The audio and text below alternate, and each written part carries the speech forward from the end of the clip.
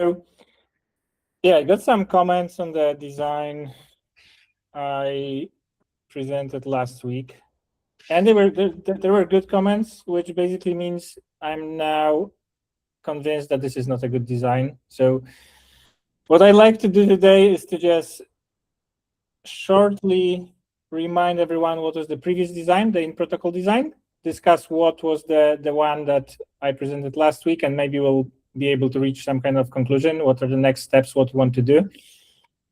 So yeah, let me share my screen.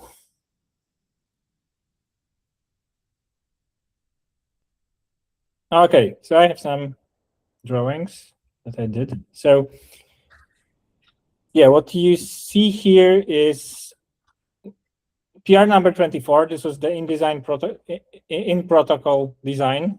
So maybe I'll just make it a little bit bigger. Yeah, and briefly like how this was supposed to work. So basically, whenever we have a proposer that's going to build blocks, that proposer would choose an L1 block sometime in the past,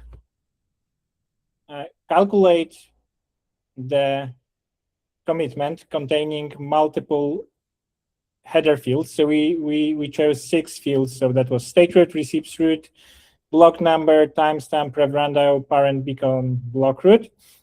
And those fields would be, the commitment of those fields would then be added to global variables.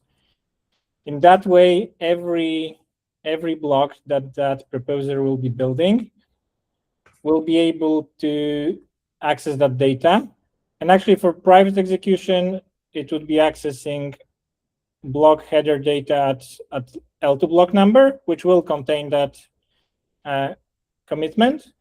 And for public execution, there was supposed to be a new opcode that would just return the current, or let's say the latest commitment. So in this way, that transaction that's built in this slot would be accessing L1 state chosen by the proposer, which would be sometime like, I don't know, like let's say six L1 blocks away. So like that was the main idea here. So all the blocks here would get the same commitment in the slot. Then propose will contain the L1 block header number, the same commitment, hashed with SHA-256. And yeah, and then during proving those two commitments, the Poseidon and SSH would be matched. So that was the idea there. And the main cons of this were that it requires a lot of changes. It requires changes in circuits. It is vulnerable to any changes on L1, meaning like any changes to how the header looks like, any new fields that are added there. Everything would require all the apps to, like, basically any changes to L1 block headers might result in all of this not working.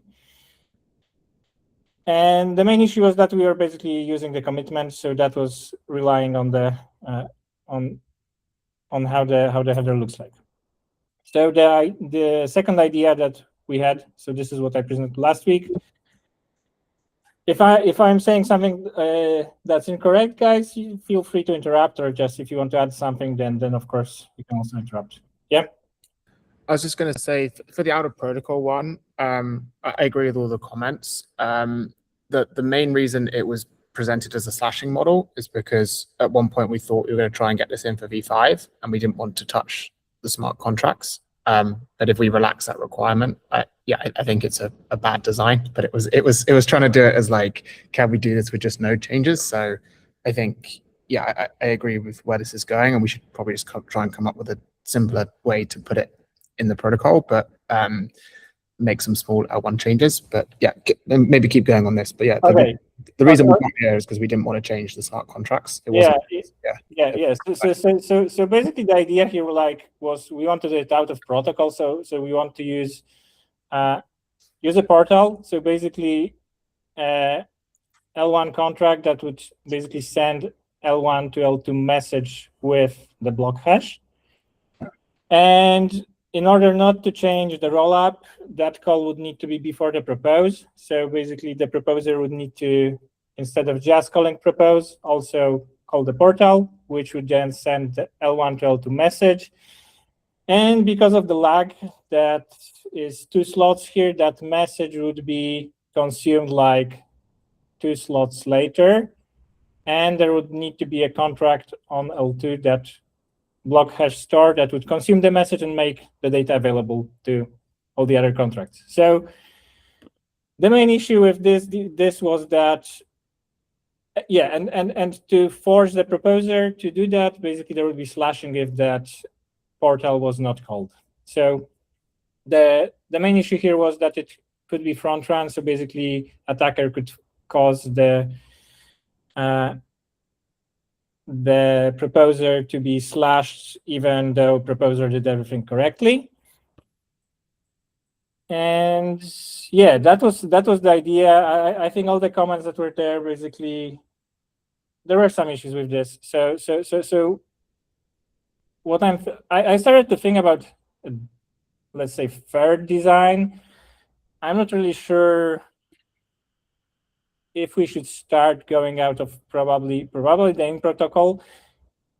Yeah, and basically one more thing with regards to the portal design. Basically, there were slashing changes, which means we are actually changing the protocol, so that requires a new release, a new version. So basically, it's not as like it's touching a lot of things, touching the consensus layer, so it requires a new release. So we can actually just do it properly if that's the case, and probably go in protocol. So yeah, main ideas I have about all of that. So basically, I started to think if we couldn't do it in such a way that during the propose, we are actually getting the block hash, which will be the block hash of the, let's say, previous block. So doing that in propose has the benefit of basically we don't have to deal with reorgs at all, because the transaction where the proposed transaction lands somewhere, let's say it lands in this block, so it will always reference to the previous L1 block. So basically we don't have to deal with reorgs. And if that block hash would be then saved with the checkpoint, so basically whenever that lands on L1, nodes on L2 sync that data, they would get the information which block hash was saved by that checkpoint. So next proposer would be able to use this block hash or this L1 block as the source of data for all the blocks it's building. So the difference between the first design and this is that basically here we had the commitment of specific fields. And here the idea would be to use the block hash, which of course is not perfect. But yeah, basically we get the access to everything. We don't have to really think about which fields we want to have there. And the risk of any changes on L1 is on the app. So if there are fields that are appended and you're reading the state, I think there will be no issues if you're just reading specific bytes from the header and so on. So basically, I think the risk is not on the protocol because we are just having the whole block hash here. So that's one thing.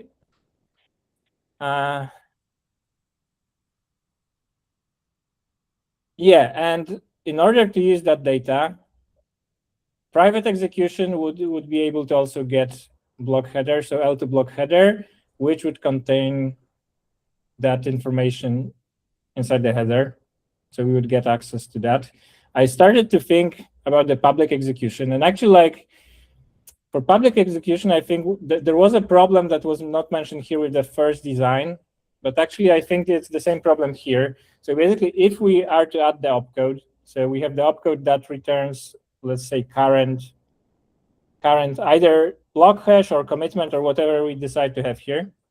Then if you're building a transaction, let's say at the end of slot n, you still need to pass the witness to the public function.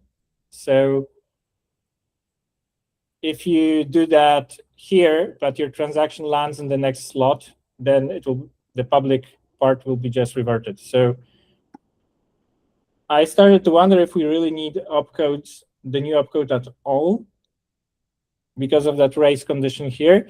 And actually, that idea was also mentioned somewhere in the discussion. We actually could just have any public calls that require the data. You can actually have the private function that will get block header, use the get block header add. So get some previous block, will understand that the previous block contains some kind of L1 block reference, so that block hash, provide the witness, do all the calculations here, do all the proofs privately, and then just use public function only self to store that information. And yeah, Joe? What's the benefit of using this global at all rather than just the portal? Like I get the benefit of having propose the instead of portal. Yeah. So for portal, I think the main issue there right now is the lag. I know the lag is something we're working on, or someone is working on. I think but first of all, the lag is bigger. But second of all, you need to... You would just be able to replace 0.3 with the portal, right? The design would still work. You could basically just you have two options for 0.3 here. Instead of calling get block header at, you would just go to a protocol enshrine portal and read the message, and then you get public or private execution kind of for free. So it's really just a trade-off between the lag and implementing these additional global variables. Is that a fair assessment? Yeah, Paula? Yeah, there is another matter which we're discussing yesterday with Nico, which is how do contracts get access to the whole block header information they need.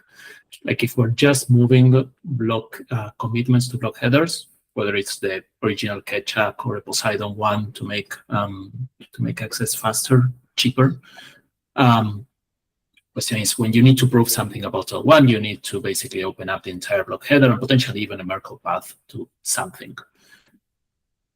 If you need to open up like the entire block header to reconstruct that commitment, okay, who provides that data? The initial, the easy answer is, okay, whatever application is actually requesting and needing that data. Why is that starts breaking down a little bit once you consider composability? Let's say you have a usual example, you have, let's say, a token that, I don't know, for whatever reason requires access to L1 data, and you're interacting with a front end, with an application, let's say a lending application that composes with that token. Okay, how does that lending application know that it needs to inject that particular data into the token? For instance, in private land. Today, we use capsules for that kind of things, but it's not a good solution. If we enshrine the concept of providing L1 data, then we could have, let's say, a new Oracle call or something like that that can actually fulfill that request. There's still a design space between making it part of global variables, making it like a standard protocol contract, or just something well-known, such that private execution can fulfill those requests for data. And then there's the matter of what we do in public land. Like if in public land, we also need to open that up. Okay, do we expect applications to fulfill those requests for pre-image from private and then pass all the information to public, or do we enshrine it via new opcodes that can actually provide access to different fields in the block header? I know that there was some reluctance to going that way, because of changes in the block header, could break this. Historically, Ethereum has only appended fields to the block header. So as long as we just hash a bunch of fields with some extra padding for whatever they could add for future forward compatibility, then we should be resistant to anything. Like our circuits will not need any change if new fields get added in a future hard fork. If there are any semantic changes, which was one of the objections in the original proposal, we're screwed up anyway. Like any application that depends on any of the fields, no matter how they get the one block header information, will also be screwed. So I don't see that's an argument for deciding towards enshrining or not. Sorry, Paul, I might say this here something completely wrong, but was it not that at some point Ethereum header decided not to remove anything, because you cannot, I think you cannot remove it because the way the RLP works, but they decided to replace something with something. So basically the bytes are the same, they just semantically represent a different value. And I think that was one of the issues. So, you know, if you have 64 bytes that now represents some, you know, hash or something, and then it's decided that, okay, now this 64 bytes is not anymore that thing, but this other thing, you know. I think this has happened in the past, maybe once. Kill me, I'm not 100% sure. So we might be talking about something that here is not an issue, but yeah. Yeah, that was Yeah, the difficulty of code. Yeah, but anyway, it's basically access to that particular part of the block header. And again, no matter how we provide that information to applications, either in or out of protocol, they're going to have run into the same issue. Yes, I agree. Hi. Thought's gone up my head. Hang on. Oh yeah, Ethereum are talking about making some, bigger changes to the block header, like a different Merkle tree or a different hash function and all that kind of stuff. I guess we don't know yet whether that would be backwards compatible. It would, yeah, maybe not Merkle trees. They've been talking about binary Merkle trees recently, but like, do we need to concern ourselves with that and how the Aztec rollup would time its upgrades to align with Ethereum's if Ethereum did make breaking changes to a block header? Because although it hasn't happened historically, it sounds like there are proposals that. This is why the slashing model was good though, because it just meant that you could change the node config and react to that. Whereas, so there were desirable properties there. I know there were front running issues, but you didn't have to make smart contract changes. And so midway through V5, if Ethereum decided to add Merkle trees, we could just point to another portal contract, and people could kind of keep using that. At least it would break applications, and applications may have to update, but it's not hard. You don't need a new rollup to fix issues, and so that is potentially a desirable property that we could try and include in the design. So I think that's a property of pretty much any design. As long as the only thing that we're pushing from L1 is the block hash, then however it gets interpreted, like on the L2 side, it's up to applications. That's what I'm saying. Like, so my point is, even if we push the block hash directly from the proposed function in the rollup, block header format can change. We're just pushing the hash. The problem is on the application that's trying to make sense of it. Again, that's unless we actually add a private kernel read request or an AVM opcode for fulfilling a full storage proof in Ethereum, it's always applications problem on any design. Yeah, makes sense.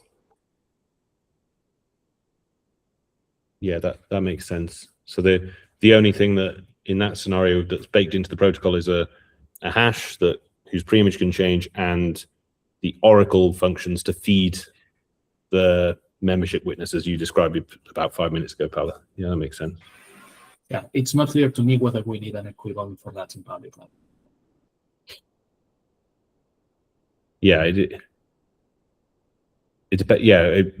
do we want this? Do we want a requirement of this work to be that a public function can load the latest block header or any block header at will without having been passed the witness data via call data?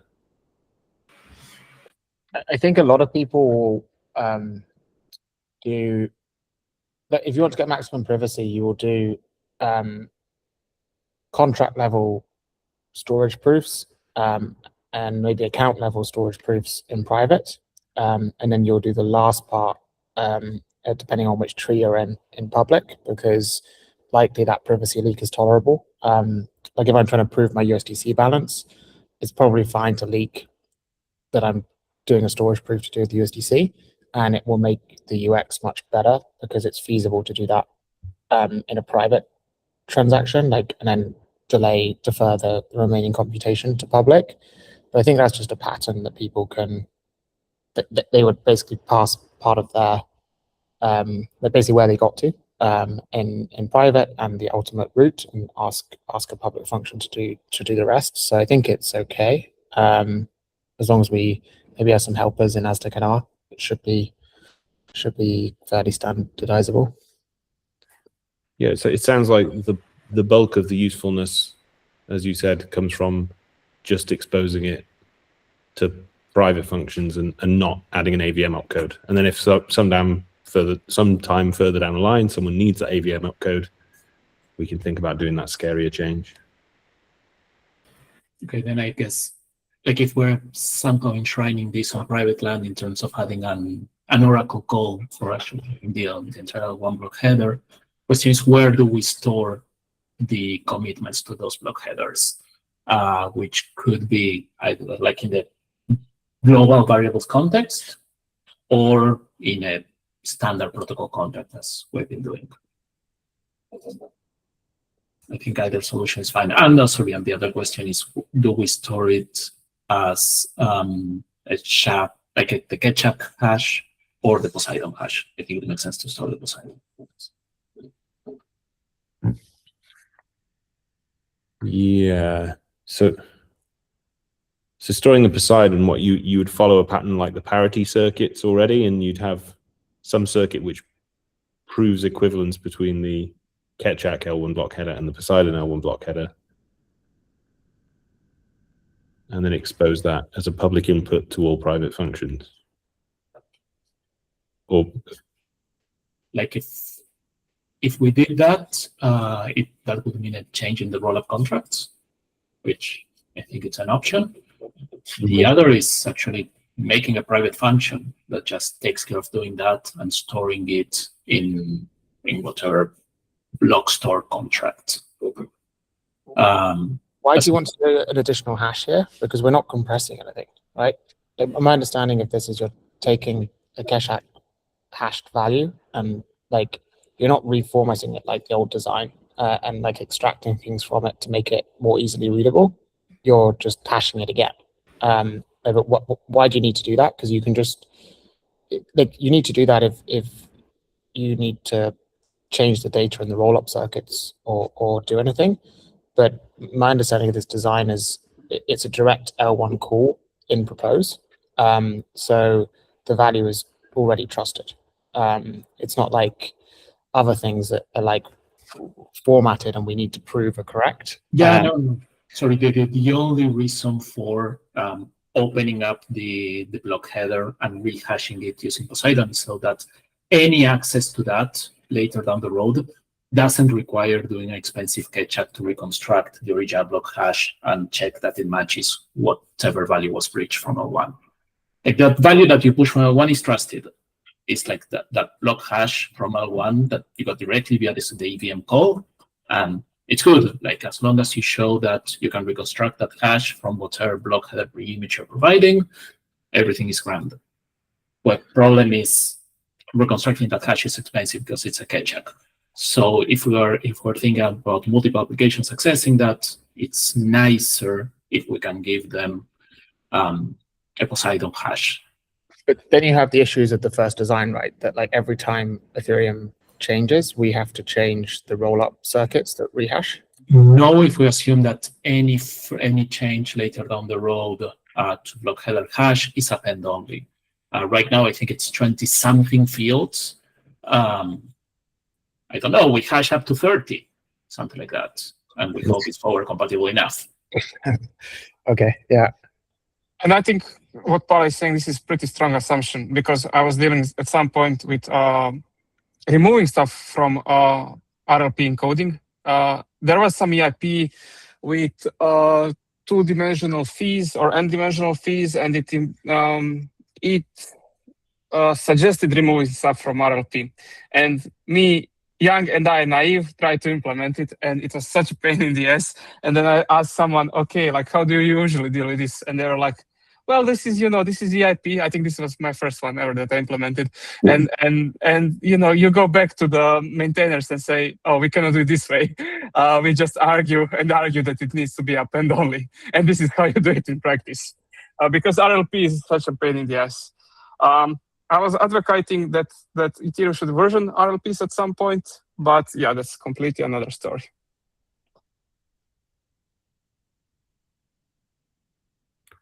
I like the idea of it. Well, I like the idea of it being in a smart contract instead of in a protocol circuit or in a roll-up circuit, because, well, it depends if we'd be comfortable making it an owned contract that can be upgraded, because then, it doesn't have to follow the cadence. The Aztec network's upgrade cadence doesn't have to follow the Ethereum network's upgrade cadence.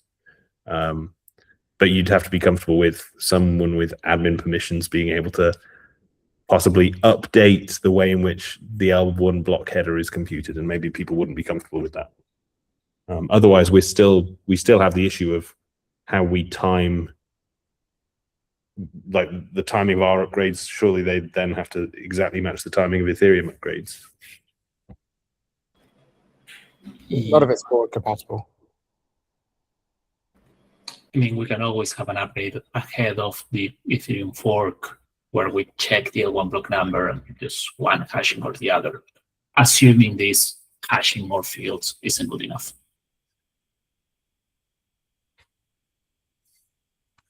Mm-hmm. Is there no way to give that option to the sequences somehow, or governance? Maybe that's an interesting. Yeah, I haven't thought it through fully, but we talked previously on an internal call about letting governance have more fine-tuned control over things, but to get what Mike was saying working, you just need to have a way to signal on L1 that this is the correct contract address on L2, and maybe feed it in that way. So maybe there's some designs there we can look at if we do want to make it updatable on a different cadence. But yeah, I think if you're convinced enough about forward compatibility, I don't think it will be an issue. Though. So it just depends how confident we are about forward compatibility. If you need this, in my view. Yeah, and like assuming this extra fields doesn't get it, I would expect that Ethereum announces that change with enough time in advance, such that we can ship an upgrade before the Ethereum hard fork. Yeah, we want to be in a position where we can complain to Ethereum and say we're not going to do that. Sorry.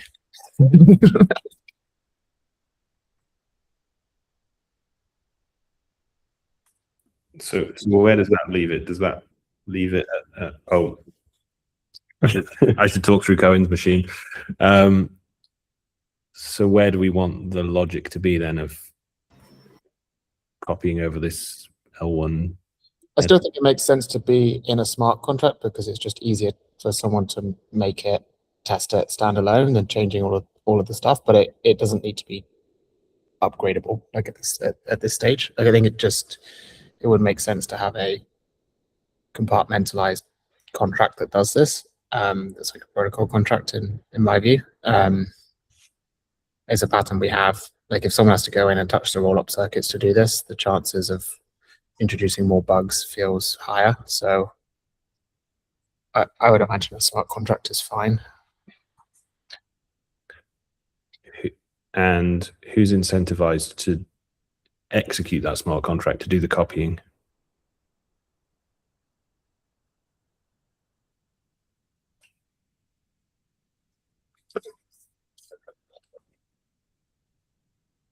Because there was all this talk of slashing, and I haven't been able to keep up the conversation this week, but it sounded but are we gonna use messages to that contract? Because if yes, then like the easiest thing to do is to just add sending the message to the propose, like inside to the propose. So I mean, that's the L1 side of things. The question is, there is this L2 the question is that you have proposed. Yeah, this transaction that consumes the message with the Keccak block header hash, transforms it to Poseidon, and stores it in either nullifier tree or public data tree for any contract to access later down the road. Wait, can't it just be first come, first serve? Like, yeah. Yeah, I was thinking ideally you would make it so that calling the thing is idempotent, so that if multiple parties try to do it in the same block, you would not have a failure. So that, but yeah, it depends on how it is stored and such. If you're putting it in a nullifier, then you want to avoid double nullifiers, of course, but you'd also want to make it sure that it's available in such a way that you can read said nullifier in the same transaction. It doesn't sound impossible, but that sounds the easiest way, because it would then mean that applications would not need to be concerned with this at all. It'd just be that every contract does what it needs to do in order to succeed, if it's not been done yet. just the Which is fees easiest. would be slightly unpredictable, right? That's the only thing. Yes, it'll be entirely unpredictable because it will depend on mempool state. I think that's fine, because the main reason we were trying to do this over the completely out of protocol design was to make sure that it was available. And the main costs are like the L1 sequencer costs of actually doing this, and doing a separate transaction to do that is quite expensive over time. But I think in an app use case, like if you just have to consume this before you can use it, I think that cost should be negligible. It's going to be either some private computation and like potentially one piece of state being updated, or if it's done in public, some public gas cost, but it's not going to be crazy, right? The rehashing. Like if you just use Keccak, right, it's like everyone would have to do this. And so we're basically moving to a model where one person pays either some higher proving cost or some higher fees, and then everyone gets the cheap Poseidon one afterwards. Is that roughly right? Yeah, that sounds right. And it would, Nico raised a good point. It would probably have to happen in a public function to avoid race conditions and stuff like that. And the public function would then probably emit a note so that it can be easily read thereafter by other contracts. Yeah. Isn't there a way we can do it? We can do this from private land. I think the hashing can happen in private land, but I think the informing everyone, hey everyone, I'm the person who has set the L1 block header for us all. It has to be in a public area. Absolutely. Yeah. As long as we don't have to bother everyone with hashing in public and consuming L2 gas unnecessarily, I'm happy. And there is a privacy leakage thing to think about, because if it happened every single checkpoint, there would be no privacy leakage. But if it's only getting called as and when an app needs it, then it's very clear that an app in this block definitely, there's only a subset of apps that are going to be using this functionality, so it does leak information. And I guess as an optimization, you might even do a multi-call where you call the function and then execute your app code. And so there's a privacy leakage concern to be aware of, for us to think about. Off the top of your head, do you have any idea of how much proving time would this add to a private transaction? If they have to do like this Keccak rehashing of the block hash? Not off the top of my head. Alvaro did some measurements, although proving times have got faster since he did that. So I don't know. Let's say 30 seconds. I don't know. If it's on a small user device and it's the user who has to do it before they can do something. Maybe if it's an app and it's also able to run a beefy server to do this for the user before the user's transaction takes place. Yeah, that was, I guess that's the nice feature of doing it, trining it in the protocol so that block proposers are somehow incentivized to do it, is that then you know it's going to be done quickly and it's not going to degrade any user's experience, and it's not going to leak privacy. Fair. Yeah, I guess if the application doesn't need a very, very recent L1 root, they can send this transaction in advance, wait for it to be mined, and then dispatch the user's transactions. Mm-hmm.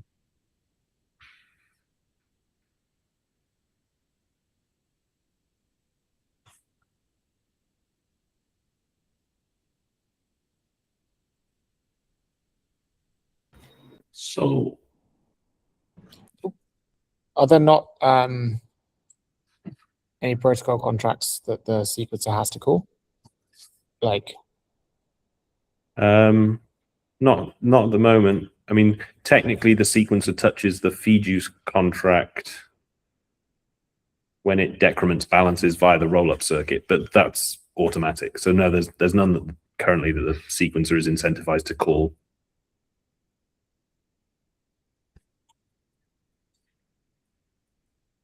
I mean, we could have that, right? It means we need to move that logic to the rollup circuits, though. But Yeah, you could copy what's done.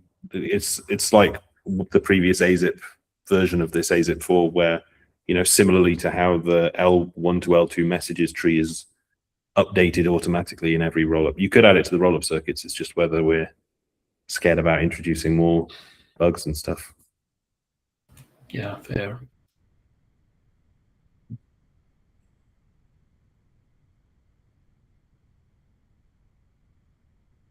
maybe we just need some benchmarks here, because I do think that it would suck if we do all of this work and then like users can't actually use a recent state root without someone like intervening. Like, yeah. So maybe we just need to do some benchmarks and see what it costs with Keccak, a pure Keccak, what it costs to kind of like rehash it in Poseidon, and then yeah, where we get to if it had been done, if the rehashing had already been done for you, and then we can just compare them. Mm-hmm. Yeah, I think we should also benchmark like how much does it cost to make the storage proof itself, because if this just the storage proof is not acceptable, then why are we even doing this? I think Alvaro did one previously, and it was about 3 million constraints on a while ago to do a full storage proof. That's on Keccak or Poseidon? That was Keccak. And I mean, the storage proof side of it will always be Keccak.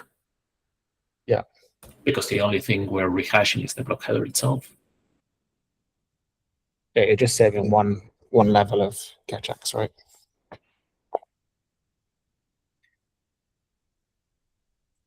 Yeah. I mean, that's maybe one argument to keep it simple. We're already doing a load of Keccaks, so if you can speed up Keccak by 5%, you probably make this redundant. Like,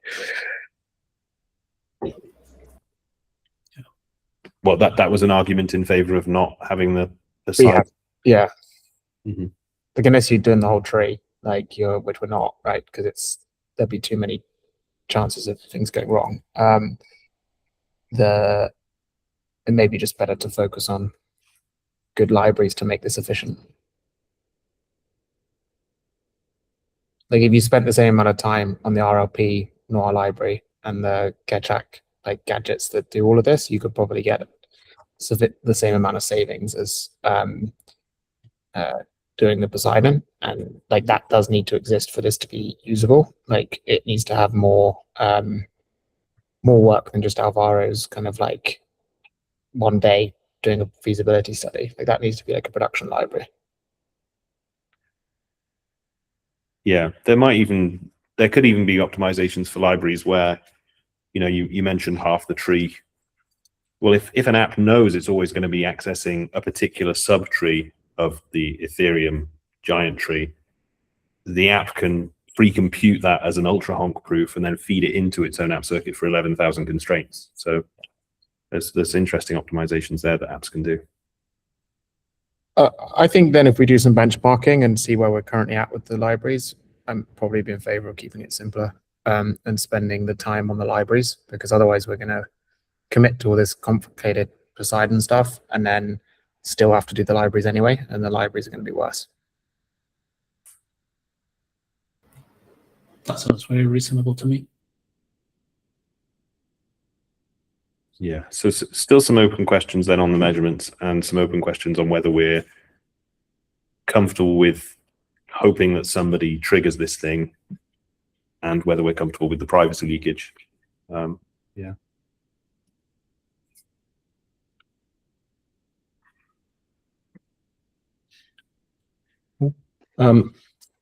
Is that Nicola? Are you open to doing those benchmarks, or is that better left to someone else? My first thought is maybe better someone else, but let me think a bit. I think I cannot remember, was it Mitch that last time benchmarked some of these? Okay, let me think. We'll ask for help if needed. Is that okay? Yep, sounds good. All right. Thanks for this discussion, guys. Happy we got somewhere. I think Amin had a point he wanted to raise. Happy to jump into that quickly. Yeah, thanks, Colin. Yeah, so Core Infra team and Labs recently did a third-party dependency analysis, and I wanted to share the findings with everyone on this call. Currently, in the network's repo on the Aztec protocol, we host several critical infrastructure, including boot nodes, snapshots, blob file stores, transaction collection file stores, and the such, right? And we run all of these. I'll start with the snapshots and the file store and the blob file stores. We run all of these on Cloudflare, and the only service that uploads to Cloudflare is a single region in GCP US East 1. And we've recently looked at the blob file stores and found that we serve 18 gigs of data to sequencers per day from these blob file stores. And so the thing that I wanted to raise is today, if either Cloudflare or GCP US East were to go down, an unknown number of sequencers would also go down because they would no longer have access to these blobs. Similarly, for snapshots and transaction collection, we don't know how many people are reliant on them, but we do know that Aztec Labs cannot be the only entity hosting these. And I know we've discussed this, Cohen, but we've long been kind of the only provider running this infrastructure, and I think this is, unacceptable for a network that is, decentralized. And so one thing on the blob file stores before I move on. For V4, today we're reliant on them. Given 18 gigs, my guess is that a significant number of sequences will go down. For V5, since every node is re-executing, this concern is slightly less because you don't need blobs. But still, even if you were to come online, grab a snapshot and try to reach the tip of the chain, you would need blobs. And again, so we have the same dependency on the kind of the hosted infrastructure by Aztec Labs. And yeah, the ask here is to figure out a path forward for other entities to also host these critical infrastructure besides Aztec Labs in different availability regions, availability zones, so that if GCP East were to go down, for example, the network wouldn't go down. Yep. We've talked about this, and I've mentioned to you that Nethermind has committed to running these things. So they will kind of be spawning that up sometime soon. I haven't heard about a status update there recently, but there are commitments there. And I have been talking to some other teams to try to get them to run this, and there are some teams who are interested in running kind of the more lighter weight stuff. So maybe not the blob file store, but they are interested in kind of running the boot nodes and potentially the snapshot service. So that is in the works. Just it's not something that's being settled.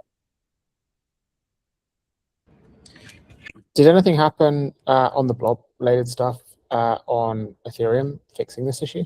I know there was a thread around that a while ago around being able to query blobs on from different client teams, but has anyone followed that thread to see if there's anything we can do there?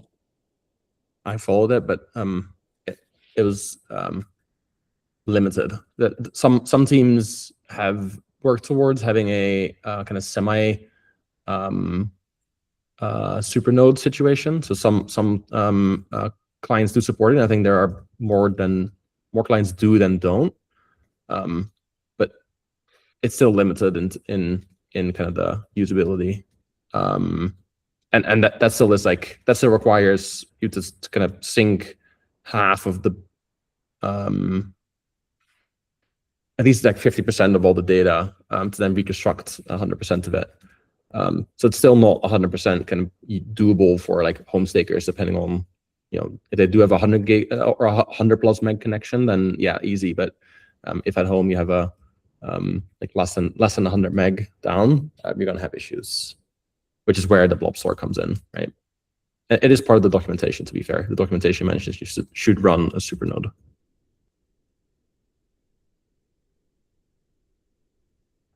The question is just how many people do, and it's hard to see. I guess not many, given the 18 gigs a day number.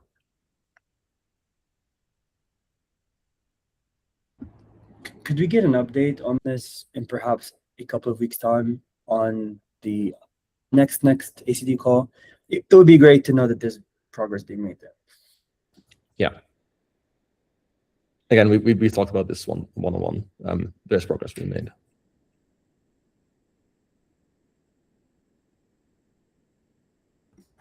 Cool.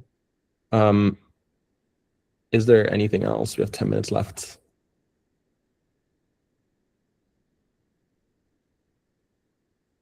Okay. Then thanks for the productive discussion all. We'll reconvene next week. Mitch, go for it. Yeah, sorry, one quick thing from me. I'm about to post an AZIP, surprise everybody, that discusses changing what is submitted by provers when they submit an epoch proof.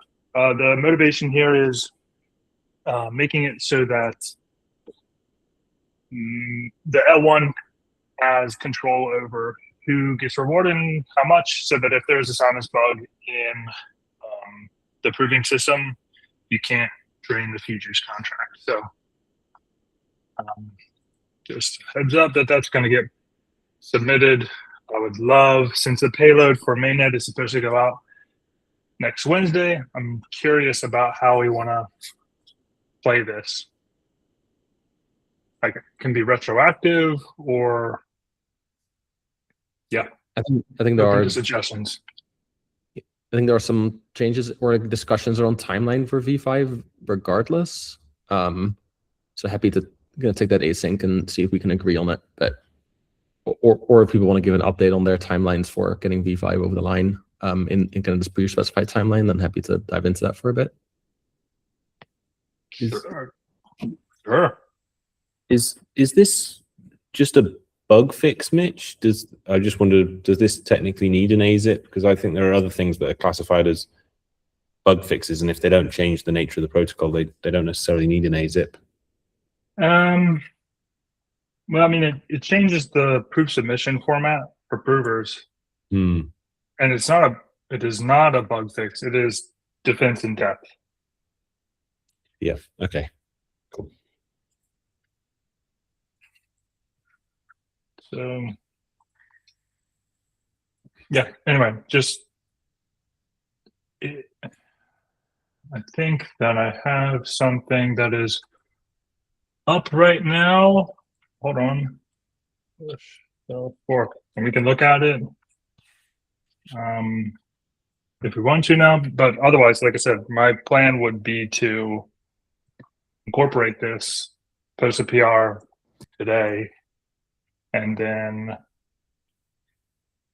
deploy this next week. Or actually, that's probably a good conversation to have. I can't deploy the payload to mainnet. So do we have a plan on how we're going to do that?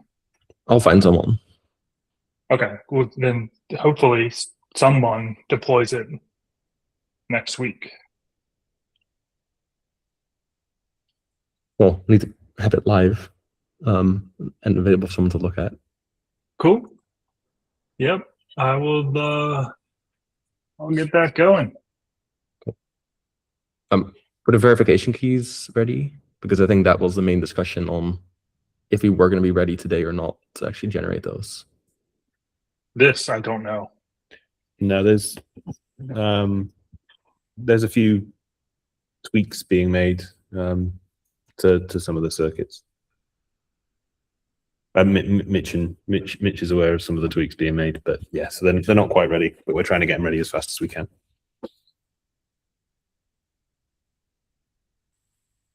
Cool. Okay, we'll leave it in the middle if we can get them sooner rather than later. Mm-hmm. Right. Yeah, we'll stay in touch on the if anything happens on the yeah, thanks, Mitch. On the Signal chat and in the several Slack channels.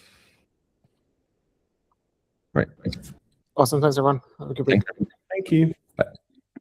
Thanks. Bye. Bye bye. Bye, guys.